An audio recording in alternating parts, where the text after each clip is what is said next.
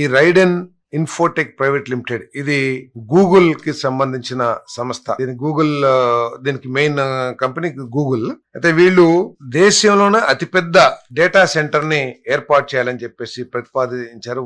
విశాఖపట్నంలో దాదాపు 480 ఎకరాలు 3 ప్రాంతాల్లో మొత్తం పెట్టుబడి 87,520 కోట్ల పెట్టుబడితో పూర్తిగా ఈక్విటీ. దీంట్లో ఉన్నది ఏంటంటే ఈ గూగుల్ కి ఉన్న ఆర్థిక పరిపుష్టి ఎటువంటిదంటే 87,520 కోట్ల రూపాయలు కూడా స్వంత నిధుల నుంచే పూర్తిగా ఈక్విటీ బేస్ తో తర్లువాడ ఆనందపురం మండలం, అదేవిధంగా అడవివరం, చిన్నగాదిల మండలం, రాంబిల్లి, అచ్యుతాపురంలో 3 అతిపెద్ద డేటా సెంటర్స్ ని ఏర్పాటు చేసే ప్రతిపాదనకు కేబినెట్ ఆమోదం తెలిపింది. దానికి వారే ఏపీఐసి ద్వారా భూమిని సేకరించే కార్యక్రమం చేస్తా ఉన్నారు. వారికి సహకరించడం జరుగుతుంది ప్రభుత్వం తరపు నుంచి.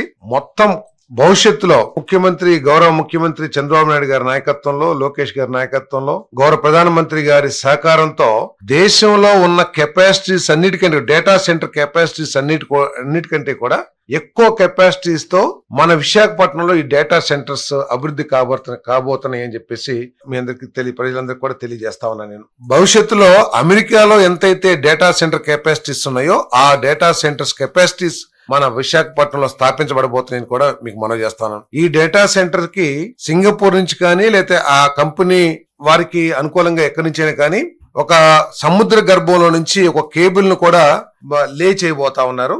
ఆ కేబుల్ ఎండ్ మన విశాఖపట్నంలో దానికి కావాల్సిన ఇన్ఫ్రాస్ట్రక్చర్ ఏర్పాటు చేయబడుతుంది. ఇప్పటికి ఇటువంటి కేబుల్స్ కేవలం నాకు తెలిసి బాంబే, చెన్నై, కొచ్చిన్ లాంటి ప్రాంతాల్లోనే ఉన్నాయి. ఆ కేబుల్స్ కెపాసిటీ అంతా కూడా పూర్తి అయిపోయిందని నాకున్న సమాచారం. కాబట్టి ఈ రోజు ఏదైతే కొత్తగా కేబుల్ లే చేయబడతా ఉందో సముద్ర గర్భంలో ఈ రైడెన్ గూగుల్ కంపెనీ ద్వారా చాలా ఎక్కువ కెపాసిటీ ఉంటుంది. కాబట్టి ఈ రైడెన్ ఇన్ఫోటెక్ డేటా సెంటర్ ఏర్పాటు